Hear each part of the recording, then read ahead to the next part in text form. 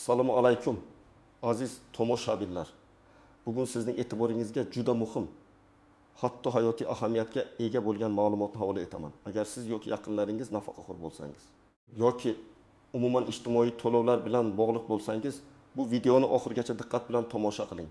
Aprel oyi oxirigacha bajarishingiz shart bo'lgan bir qator hujjatlar va arzalar mavjud bo'lib, agar ularni o'z vaqtida rasmiylashtirmasangiz, katta miqdordagi qo'shimcha to'lovlardan mahrum bo'lishingiz mumkin. Ha, eshitganingizdek, aprel oxiri bu oxirgi muddat. Keyin bu imkoniyat bo'lmaydi. Shuning uchun hozirroq kanalimizga obuna bo'ling. Bu videoga like bosing va do'stlaringizga ham ulashing, toki hech kim bu muhim ma'lumotdan bexabar qolmasin. Chunki bu ma'lumotning har bir kishi uchun qanchalik ahamiyatli ekanligini ta'kidlashga urinaman. Avvallari ko'plab ijtimoiy to'lovlar, ayniqsa nafaqalarga qo'shimcha tarzda beriladigan ustamalar avtomatik tarzda hisoblanar edi. Ya'ni fuqarolar pensiya jamg'armasiga shaxsan murojaat qilmasdan ham tegishli ma'lumotlar tizimda mavjud bo'lganligi sababli belgilangan qo'shimcha mablag'larni olishlari mumkin edi, yoki bo'lmasa ularni rasmiylashtirish uchun ancha uzoq muddat belgilangan bo'lib, odamlar shoshilmasdan hujjat topshirishlari, hatto bir necha oydan keyin ham murojaat qilib o'tgan oylar uchun pullarni olishlari mumkin edi. Bu holat ko'pchilik uchun qulay edi. Chunki barcha nafaqaxo'rlar ham tez-tez rasmiy idoralarga qatnash imkoniyatiga ega emas. Biroq bu tizimning o'ziga yarasha kamchiliklari ham bor edi. Masalan, ba'zi ma'lumotlar eski yoki noto'g'ri bo'lishi mumkin edi. Bu esa to'lovlarda xatoliklarga olib kelardi. Ammo hozir vaziyat butunlay o'zgardi. Hukumat tomonidan qabul qilingan yangi qonun hujjatlari va qarorlarga binoan bir qator muhim qo'shimcha to'lovlar uchun ariza topshirishning qat'iy muddati belgilandi.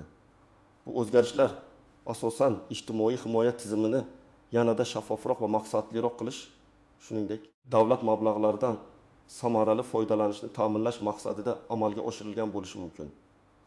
Endilikda siz aprel oyi yakuniga qadar, ya'ni shu oyning oxirgi ish kunigacha barcha kerakli hujjatlarni topshirib, arizangizni rasmiylashtirishingiz shart. Aks holda bu to'lovlarni keyinchalik olish imkonsiz bo'lib qoladi. Siz bu imkoniyatni boy berganingizdan keyin hatto sud orqali ham bu to'lovlarni talab qila olmasligingiz ehtimoli juda yuqori. Chunki muddat qonun bilan belgilangan. Bu shuni anglatadiki, siz hozirda mavjud bo'lgan, ammo siz bilmagan yoki e'tibordan chetda qoldirgan ba'zi imtiyozli to'lovlaringizdan ayrilishingiz mumkin. Bu o'zgarishlar nimaga bog'liq? Ko'pincha bu ijtimoiy himoya tizimini optimallashtirish, xizmat ko'rsatish samaradorligini oshirish yoki aniq bir aholi qatlamiga maqsadli yordam ko'rsatish maqsadida amalga oshiriladi. Misol uchun, ma'lum bir muddat davomida ijtimoiy to'lovlarni qayta ro'yxatdan o'tkazish kampaniyalari o'tkaziladi. Bunda faqatgina o'z huquqlaridan xabardor bo'lgan va o'z vaqtida harakat qilgan fuqarolargina imtiyozlardan foydalana oladilar. Biroq bunday o'zgarishlar ko'pincha aholi orasida to'liq tushuntirilmaydi yoki tushunarsiz bo'lib qoladi. Natijada ko'pchilik o'zining qonuniy huquqlaridan foydalana olmaydi. Mana shu sababli ham men bugun siz bilan ushbu muhim mavzuni muhokama qilishga qaror qildim. Endi esa batafsil tushuntirishlarga o'tamiz. Qanday qo'shimcha to'lovlar haqida gap ketyapti? Kim xavotir olishi kerak va kimga kerak emas? Ushbu qo'shimcha to'lovlar bir nechta kategoriyalarga bo'linishi mumkin va har bir kategoriya o'ziga xos talablarga ega. Birinchi kategoriya: nafaqa summasiga inflyatsiya bo'yicha kompensatsiya yoki turmush darajasini oshirish maqsadidagi ustamalar. Tasavvur qiling, 70 yoshli Omonova Ma'rifat opamiz 1995 yildan buyon nafaqada. Uning asosiy nafaqasi hozirgi kunda 1 million so'mni tashkil etadi. Yangi qonunchilikka ko'ra aholining turmush darajasini oshirish va inflyatsiya ta'sirini yumshatish maqsadida so'nggi 30 yildagi inflyatsiya darajasini hisobga olgan holda ba'zi nafaqaxo'rlarga ertalabdan 200 ming so'mdan 500 ming so'mgacha qo'shimcha kompensatsiya to'lanishi belgilangan. Bu kompensatsiya asosan uzoq muddat davomida nafaqada bo'lgan va nafaqasi minimal darajaga yaqin bo'lgan shaxslarga qaratilmagan. Ammo bu pulni olish uchun Ma'rifat opamiz pensiya jamg'armasining hududiy bo'limiga borib, ariza yozishi va shaxsini tasdiqlovchi hujjat, pasport yoki ID karta hamda nafaqa guvohnomasini taqdim etishi lozim. Agar u buni aprel oxirigacha qilmasa, may oyidan boshlab bu qo'shimcha pulni ola olmaydi. Va eng achinarlisi, muddat o'tgandan so'ng avvalgi oylar uchun ham retroaktiv tarzda to'lov talab qila olmaydi. Ya'ni o'tkazib yuborilgan oylar uchun hech qanday kompensatsiya berilmaydi. Shuning uchun Ma'rifat opaga har oyda 300 ming so'mdan qo'shimcha pul o'z vaqtida tushib turishi uchun albatta aprel oxirigacha harakat qilish kerak. Bu bir yilda 3 million 600 ming so'm degani, bu esa bilasizki, nafaqaxo'r uchun ancha katta mablag'dir va uning kundalik ehtiyojlarini qondirishda, dori-darmon sotib olishda yoki kommunal to'lovlarni to'lashda muhim yordam bo'ladi. Ikkinchi kategoriya.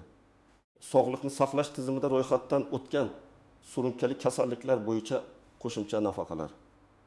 O'zbekistonda ba'zi surunkali kasalliklarga chalingan, doimiy tibbiy nazorat va dori-darmonlarga muhtoj bo'lgan nafaqaxo'rlar uchun maxsus qo'shimcha to'lovlar tizimi joriy etilgan. Bu to'lovlar odatda aholining eng himoyaga muhtoj qatlamini qo'llab-quvvatlash va ularning tibbiy xarajatlarini qoplashga yordam berish maqsadida ajratiladi. Aytaylik, 65 yoshli To'laganov Akmal aka qandli diabetning og'ir shakli bilan og'riydi va muntazam ravishda insulin qabul qiladi.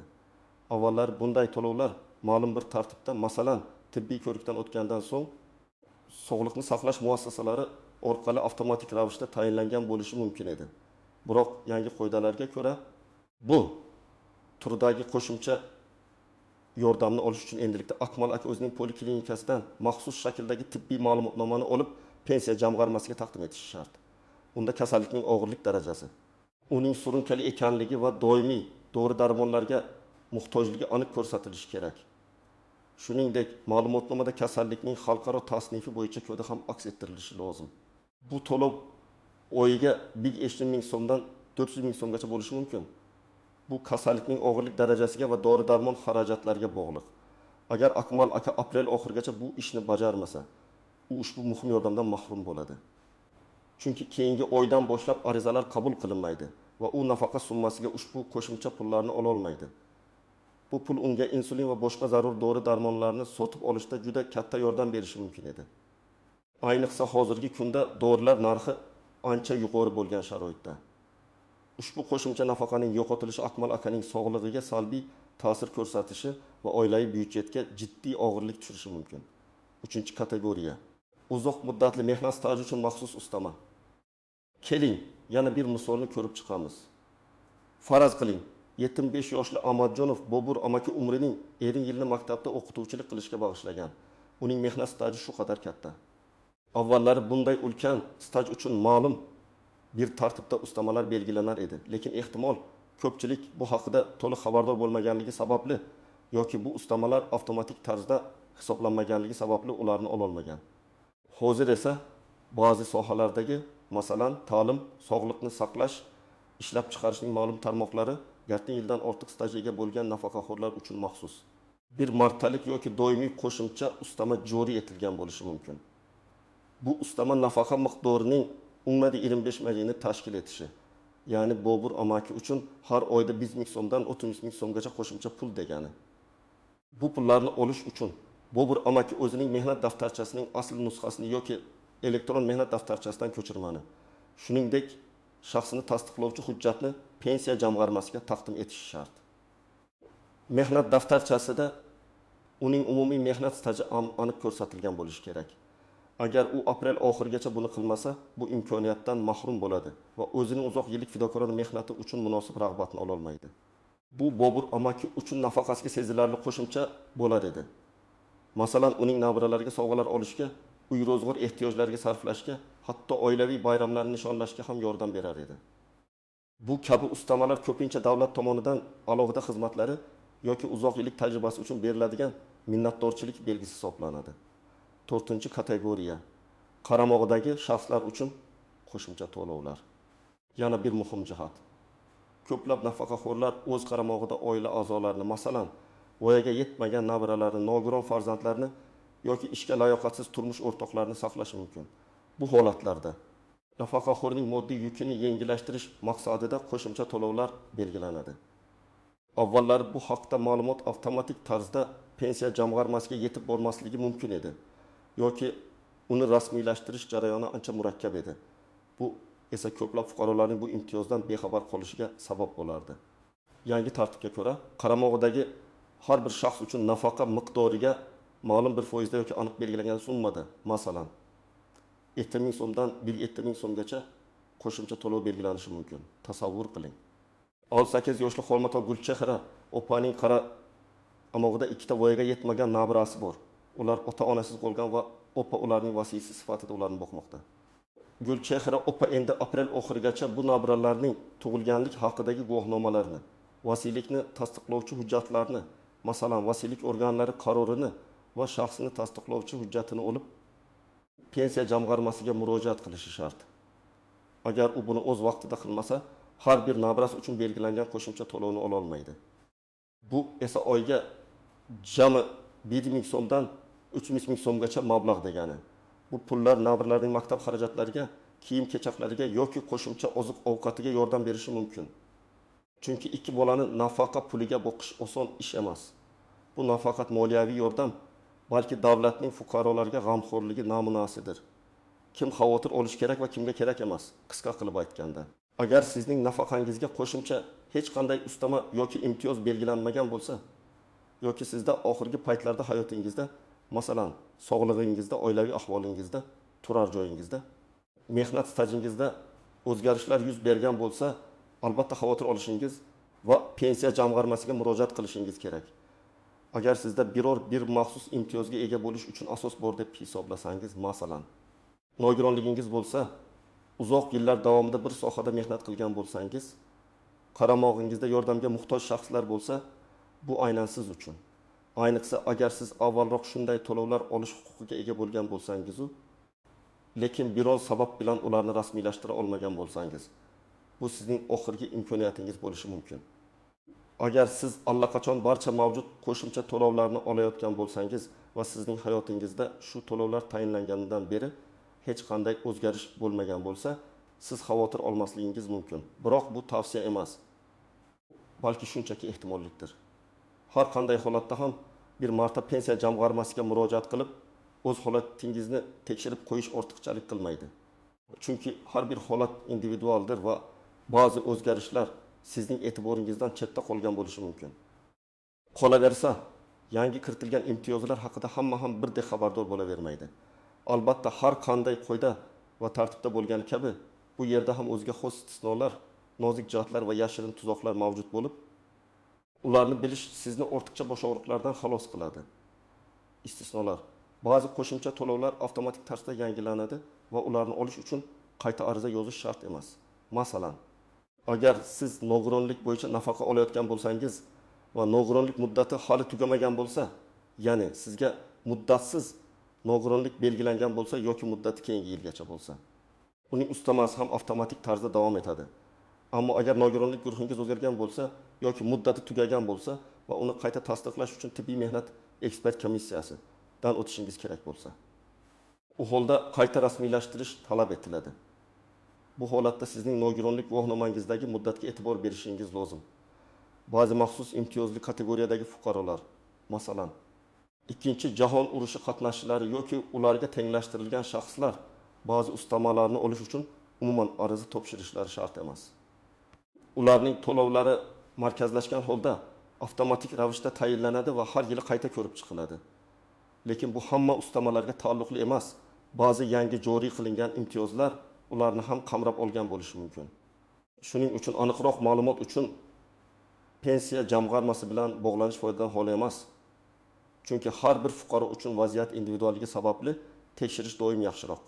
Tuzoqlar va nozik jihatlar hujjatlarning to'liq emasligi. Eng katta tuzoqlardan biri bu noto'g'ri yoki to'liq bo'lmagan hujjatlarni topshirishdir. Masalan, siz arizaga zarur bo'lgan barcha ma'lumotlarni kiritmagan bo'lishingiz mumkin yoki ma'lumotnomada xato bor bo'lishi mumkin. Ismingiz, familiyangiz noto'g'ri yozilgan bo'lishi, tug'ilgan sanangizda xato bo'lishi yoki muhri bo'lmasligi mumkin. Bunday holatda arizangiz ko'rib chiqilmasdan rad etilishi va aprel oyining oxirigacha uni qayta rasmiylashtirishga ulgurmasligingiz mumkin. Natijada siz o'z haqingizdan mahrum bo'lasiz. Shuning uchun barcha hujjatlarni bir necha marta tekshirib chiqish, ularning to'g'riligiga va to'ligiga ishonch hosil qilish juda muhim. Agar imkon bo'lsa, arizani topshirishdan oldin birorta tajribali kishiga ko'rsatib olish ham tavsiya etiladi. Muddatni noto'g'ri tushunish. Ayrim fuqarolar aprel oxiri deganda oyning oxirgi sanasini yoki dam olish kunini tushunib, rasmiy ish kunlarida harakat qilmasliklari mumkin. Esingizda bo'lsin, rasmiy muddat ko'pincha oxirgi ish kunini anglatadi.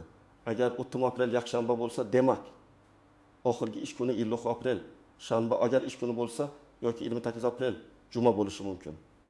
Bu juda muhim tafsilot. Chunki oxirgi kuni pensiya jamg'armasi ishlamasa, siz muddatni o'tkazib yuborgan hisoblanasiz. Shu sababli muddatning oxirgi ish kunini aniqlashtirish va imkon qadar oldinroq murojaat qilish kerak.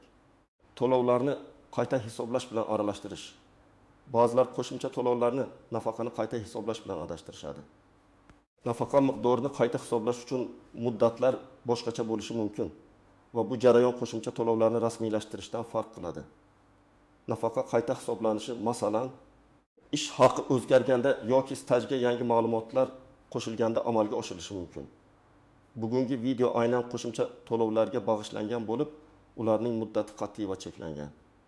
Ushbu ikki tushunchani aralashtirib yubormaslik muhim, chunki bu chalkashlikka va noto'g'ri harakatlarga olib kelishi mumkin. Oila a'zolariga nisbatan noto'g'ri ma'lumotlar.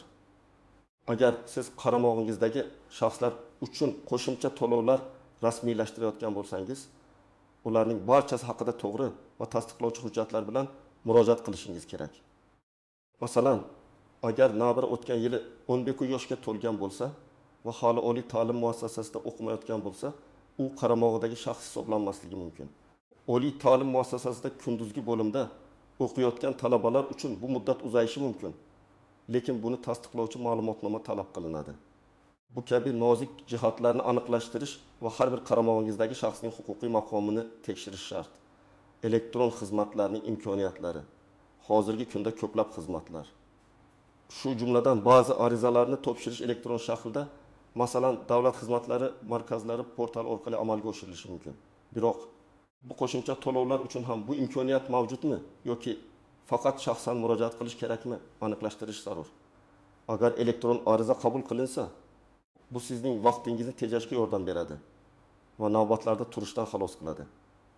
Lekin ba'zi holatlarda hujjatlarning asl nusxalarini taqdim etish talab etilishi mumkin. Bu esa shaxsan bo'lishni yoki pochta orqali yuborishni taqozo etadi. Qaysi usul samaraliroq va tezroq ekanligini oldindan aniqlashtirish juda muhim. Xo'sh, endi eng muhim savol, nima qilish kerak? Qanday qadamlar qo'yishingiz lozim? Men sizga aniq va amaliy ko'rsatmalar beraman. Ilk qadam, ma'lumot to'plash va aniqlash. Avvalo o'zingizning vaziyatingizni tahlil qiling. Sizda yuqorida aytib o'tilgan to'lovlardan birini olishga asos bormi? Sizning hayotingizda so'nggi paytlarda qanday o'zgarishlar yuz berdi? Sog'liq, oilaviy ahvol, yashash sharoiti, mehnat staji bilan bog'liq o'zgarishlar masalan. Yangi nogironlik guruhini olishingiz, farzandingiz nogiron bo'lishi yoki uzoq yillik xizmat stajini to'plashingiz.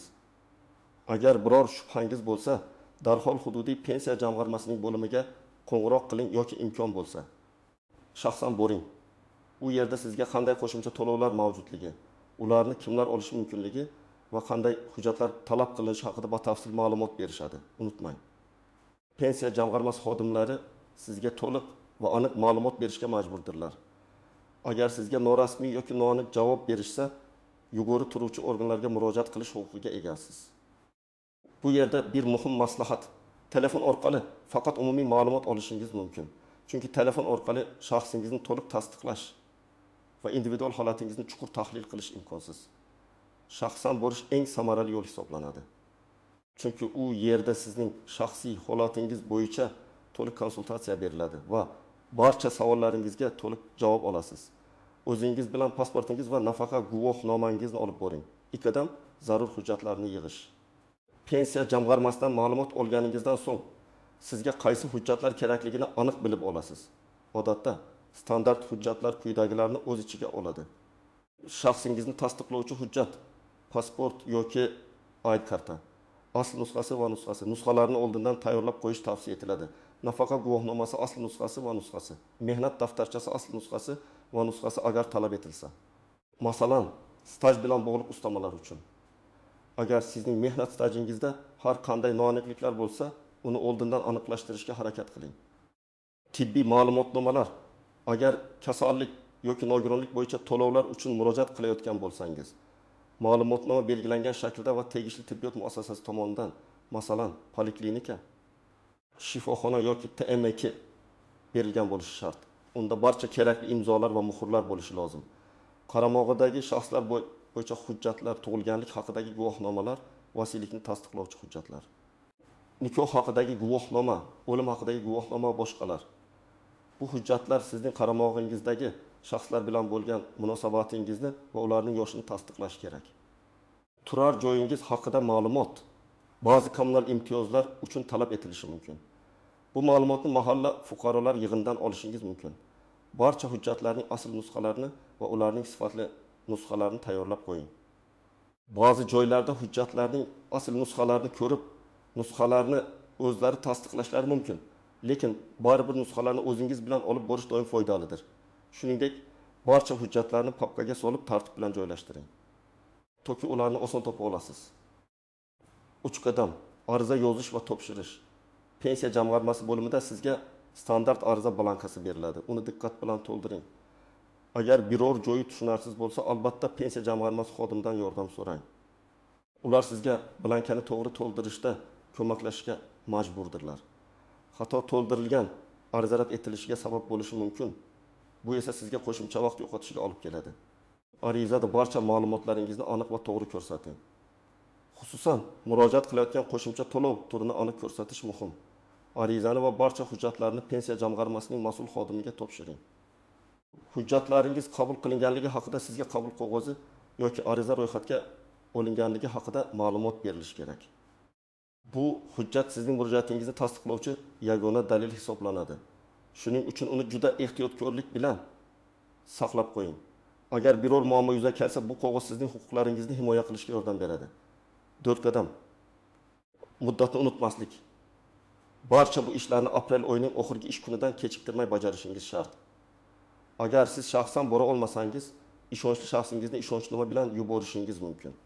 Ammo ishonchnoma notarial tartibda tasdiqlangan bo'lishi kerak va unda sizning vakilingiz aynan pensiya bilan bog'liq hujjatlarni topshirish va qabul qilish huquqiga ega ekanligi aniq ko'rsatilgan bo'lishi lozim. Notarial ishonchnoma sizning qonuniy vakilingizga sizning nomingizdan harakat qilish huquqini beradi. Shuni unutmangki, har bir kun g'animat. Oxirgi kunlarga qoldirmasdan imkon qadar tezroq harakat qiling.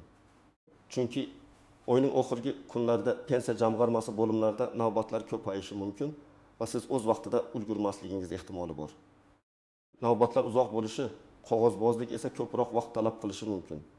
Agar sizda biror sababga ko'ra, masalan, kasallik, shahar tashqarisida bo'lish, yoshi kattaligi sababli mustaqil harakatlana olmaslik, o'zingiz borishga imkoniyatingiz bo'lmasa, yuqorida aytilganidek ishonchli vakil orqali harakat qilish haqida o'ylab ko'ring yoki elektron murojaat qilish imkoniyatini aniqlashtiring.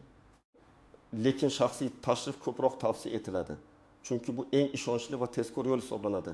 Bunda siz barcha savollaringizga joyida javob topasiz va hujjatlaringizni darhol tekshirtirishingiz mumkin.